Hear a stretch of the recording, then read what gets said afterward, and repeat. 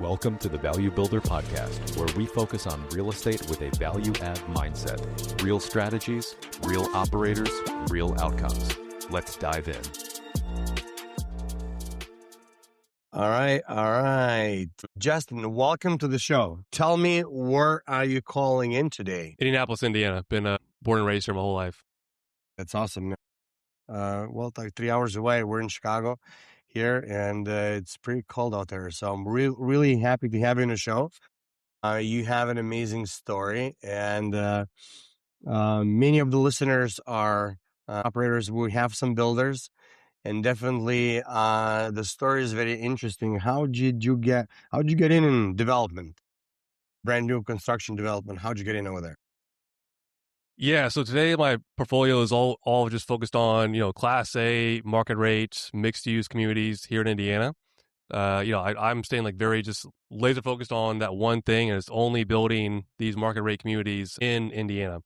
But yeah, I definitely didn't start like that. Like I said, I'm, born and raised in Indianapolis. I went the whole traditional route of, business school, got a finance degree, started working at a bank as a underwriter, as a multifamily underwriter, doing analysis on bridge loans after college. I was taking my couple weeks of vacation and doing the whole 401k thing, and I was kind of just getting burnt out in that life. Yeah. Started looking for other ways to have that passive income and build that wealth on the side, because I was sitting behind my desk as an underwriter and working for the bank as an underwriter. You see everything. You see the borrower's tax returns, them paying $0 in taxes. You see their balance sheets, and I was like, oh, I saw all this stuff, all this wealth that these customers were getting, and I knew I wasn't going to get that just sitting behind the desk doing this rest of my life. So, like most people, I got interested in real estate and bought my first rental property on the west side of Indianapolis. Did the whole, rental thing for a couple years, did some fix and flips on the side as well, but eventually wanted to get into apartment investing. I was buying a house from somebody, and at the time I was a new buyer and new to real estate altogether. I didn't really know what to ask the seller when I was talking to on the porch of this house. But I just asked him, why are you looking to sell this house? Ask a question, right? And he said something that was really interesting to me. He was liquidating all of his houses to go invest in apartment buildings. And he was a guy my age, barely just, average, normal looking guy. And I was like, how is this, normal looking guy going to go out and buy these apartment buildings? And that's what really kicked it off. After that, I just did a ton of self-education, working with mentors, building my brand, finding partners, finding investors.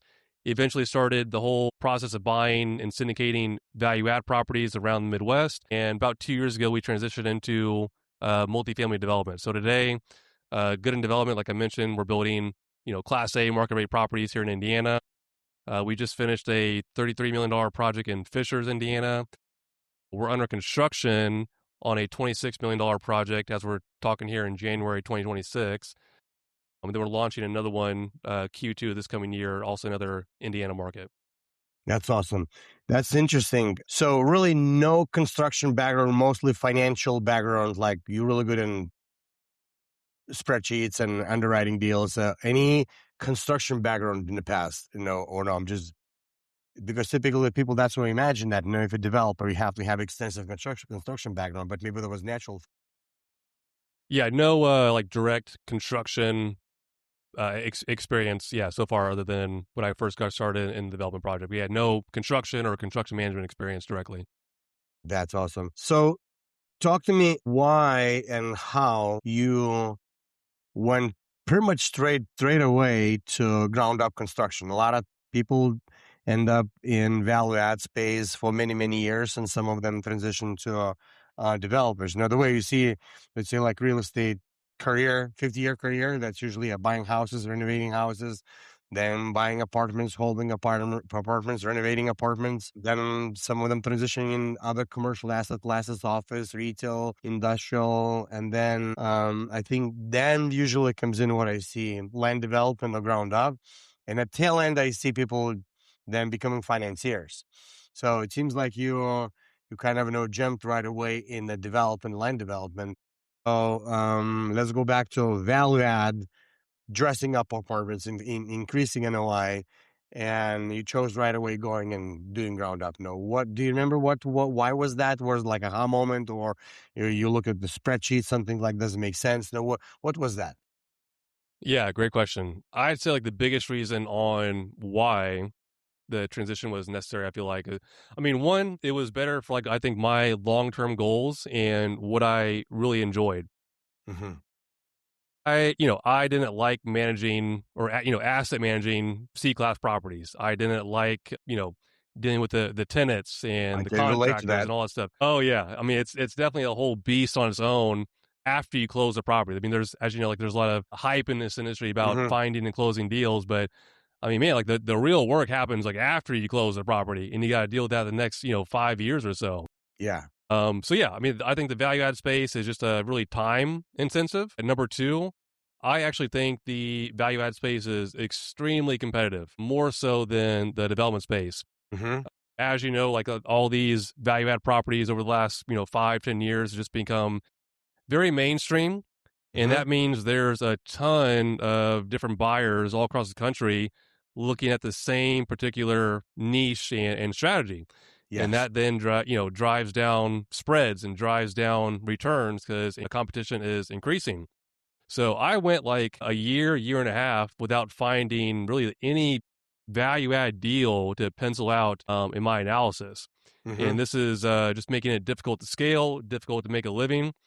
So all those things just in, combination, I just felt switching to development was better for a long-term strategy, less competition, and would Hmm. help me, scale my business faster. And turns out, since then, like all those three things have been true. Wow, that's awesome. So your model is you building, stabilizing, and you selling it, or you refinancing and keeping it? What's typical strategy in your on your deals? I hate saying it depends, but it kind of does depend. But to answer your question, we're primarily looking more towards to sell, like I mentioned in the beginning. But asset management is a whole different beast on its own, and I like being a developer. I want to focus on being a developer, and if I start holding too many properties long term, it just kind of turns into more of an asset management role. So yeah, primarily looking to sell and just focus on actually developing properties.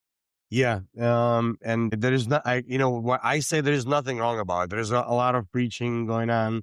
Yeah, you just have to hold until you die. But I've seen a lot of very successful developers who just increase the value and could keep moving on a project. That fits their lifestyle. That's who they are. They just want to increase the value as much as possible and create another project. And some people just really good at holding it and just working with magic compound interest. And I definitely there is magic in compound interest in that, but there's a lot of magic for people who can create a lot of value very quickly, very good, compared to people who cannot do that, right? So I definitely I want to say that there is no right or wrong in the way I see it right now after 20 years. There is no one way to do other way to do it. Great. And all right, so this is a lot of great insights even for me.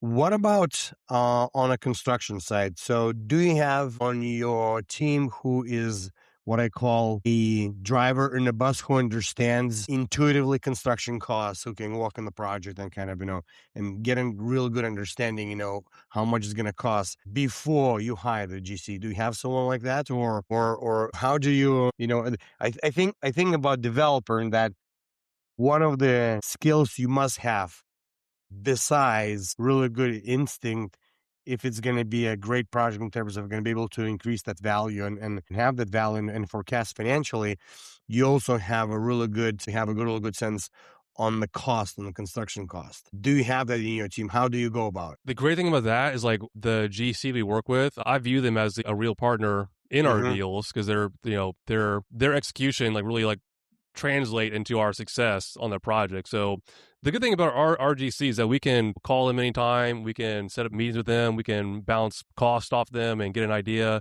If we're looking at a site and we need an idea of cost, they have built so many of this similar product that they do for us. Like they're so experienced, they can usually give us a very good idea of what that's going to cost just by doing some or just by giving them some basic renderings from our architect. We can tell them the unit count and how much commercial or retail is going to be there, just an idea of how much, brick or other amenities, amenities we want in the project. But just giving them like a high level conception view on it, they can usually back into a price that is pretty accurate. And they're also doing other bids for other companies out there, other developers. They're also doing other projects. So, they're living this and doing this every day and have like a real pulse on the market. So yeah, to answer your question, if you ever, need cost or need like second opinion, it's pretty easy. Just get in contact with our GC and get their feedback. Every week, I read hundreds of commercial real estate articles from across the U.S. and around the world. I connect the signals, break down the Fed moves, and share real case studies, not theory, from my 2 decades of real estate experience and actively doing deals right now. My team and I spend 15 plus hours on a weekly basis and deliver this to you for free. You can read it in 5 minutes. So every Sunday at 9:07 a.m., you'll get major commercial real estate news that matters, one Fed insights that matters, one deep dive case study from me or one of our operators who already made the mistakes, so you don't have to. Thousands of commercial real estate operators and investors read this newsletter, especially in the value add space. And don't take my word for it. Check out hundreds of reader testimonials online. Plus, when you subscribe, you get instant access to a Perform underwriting tool, the same one we use every single day to underwrite value add deals. Now, this is not for you if you're looking to get rich quick schemes, or if you're looking for theory and hallucinations, not real numbers, or you're not serious about commercial real estate. But if you want real tactics, real deals, real results, no bait and switch, go to joinvaluebuilder.com and subscribe for free. And see you there, guys. Do you mind sharing any rule of thumbs, like, napkin calculation, how you scope out if the projects are going to be great? For example, now, Ryan, if we're talking about value add deals on industrial, if it's heavy lift, you want to be at roughly 10 cap basis within 2 years on your total cost. So let's say if you're buying something at $50 and the leasing rate is $7, you don't want to spend more than 20.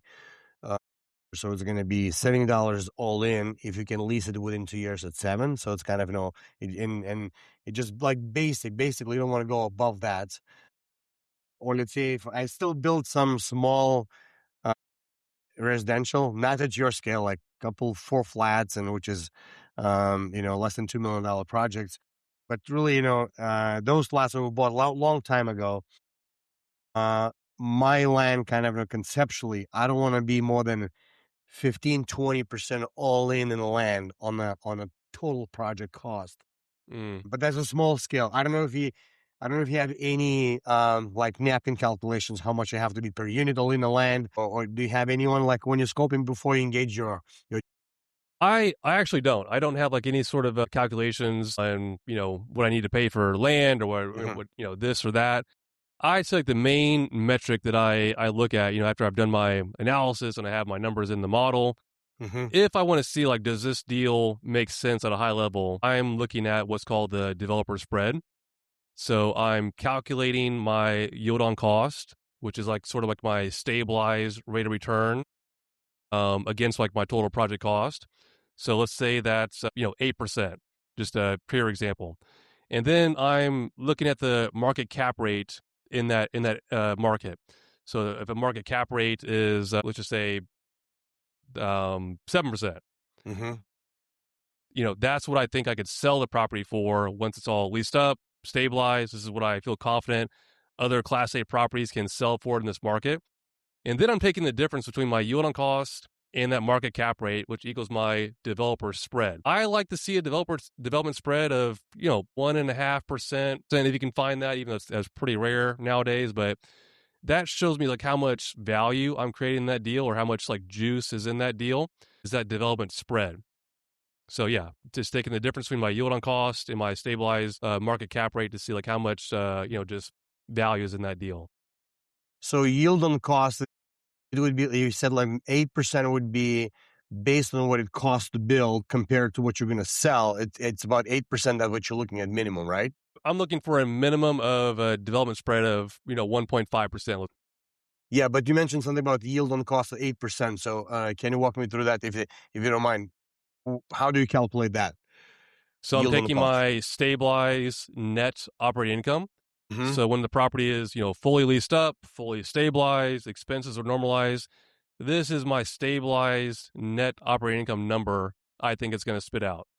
And then I'm going to divide the NOI by my total project cost. So if it took me $10 million to build it, I'm going to take my NOI divided by $10 million, and that's my stabilized yield based Cost, on what yeah. exactly.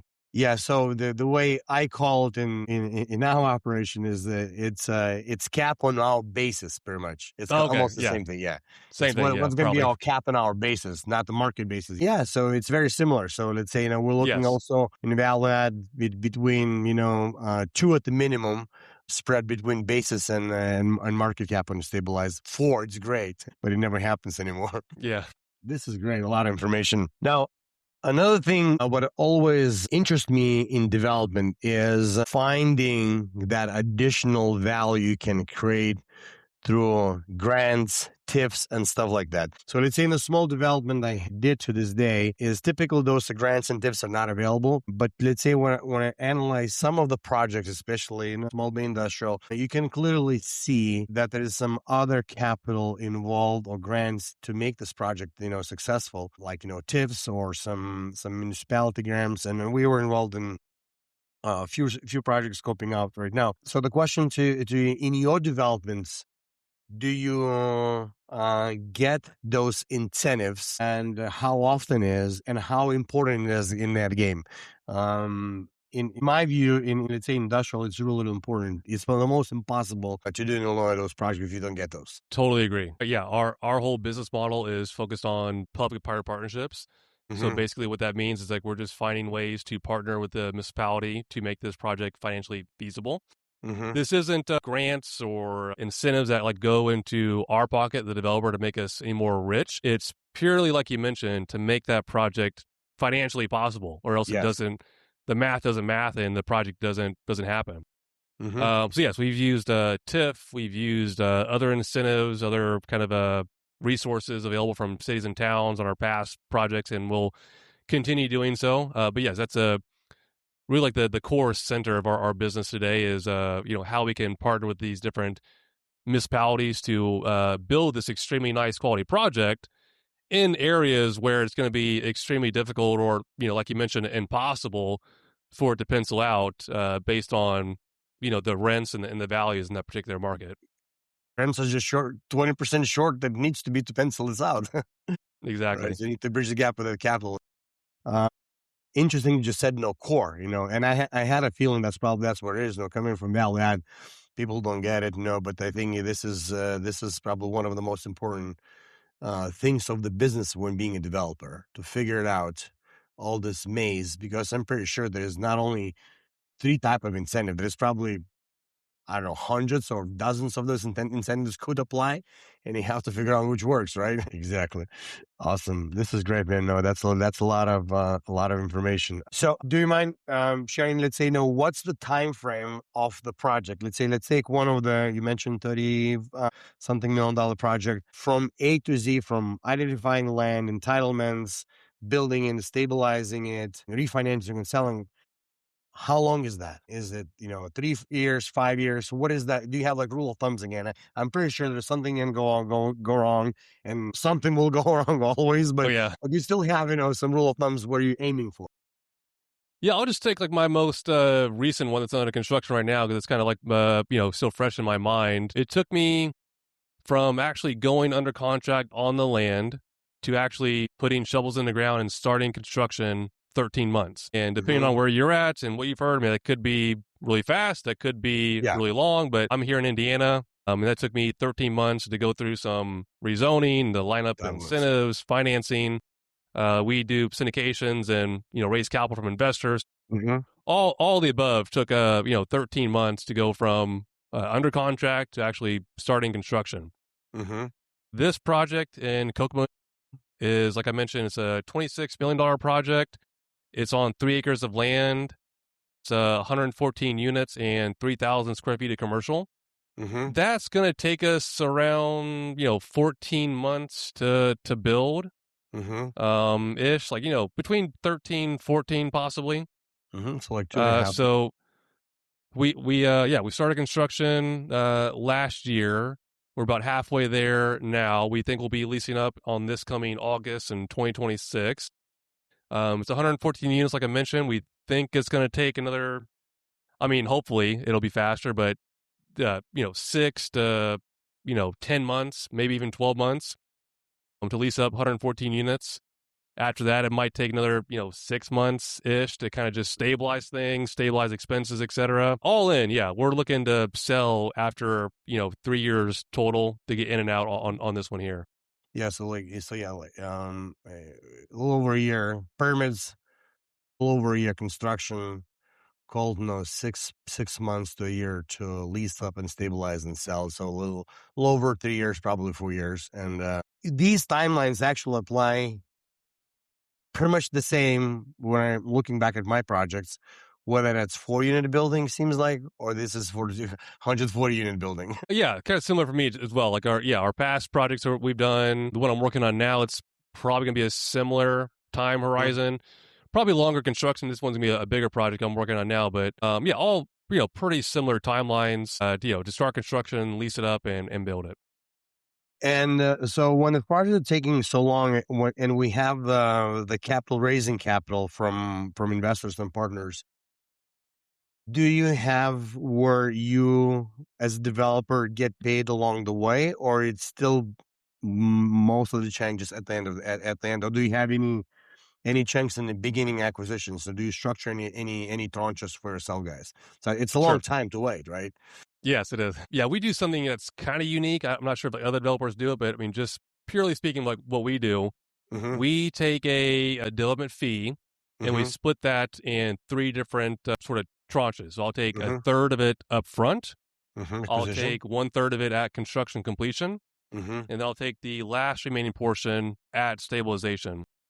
What's kind of key about that is that 2/3 that I roll into the development, I let it stay in the project. That 2/3 actually acts as a contingency. So we have a separate contingency in our budget, just like regular project contingency. But let's say like we blew through that contingency, I would then spend the remaining of my development fee that's kept in the project as contingency. So it's sort of like a backup to my already budgeted number 4 contingency. Assuming I don't spend that on contingency, then yes, I would pay it out at construction completion and stabilization. But that's kind of how we break out our fee, plus promote in the equity as well when we go to sell it. That makes sense. That totally makes total. Well, that was a lot of great information. Thank you very much for shining light to us value add people. Which is, development is really amazing, and we do some of it, and I know in the future we're gonna be doing more of that as well. Now, do you have any projects that you wanna share, or maybe people wanna reach out to you if you, I don't know, need investors and anything like that? That's the time right now to plug in. Yeah, thanks, Saul. You can go to goodindevelopment.com/invest. On that page, you can fill out a simple form, and if you want to be notified when we have our next opportunity for you to take a look at, you can just fill out that form, and we'll give you an email when we have a new opportunity to invest in. Do you have anything right now in a contract that you're about to start raising, or not yet? Yeah, working on one right now. It's it's in the pipeline. It's getting launched soon. So yeah. It's Nice. it's coming. All right, yeah, I'll put my email over there too. I would like to be pitched. Yeah, thank you. All right, thank you very much, Justin. That was really great. Hope to walk one of those projects at some point, and see how that's going, and to do another show at some time soon. Awesome. That'd be great. Thank you. Awesome. Thank you. You've been listening to the Value Builder Podcast. For more strategies, stories, and episodes, head to valuebuilder.co or subscribe on your favorite app. Always make it better than you found it and keep adding value. See you in the next one.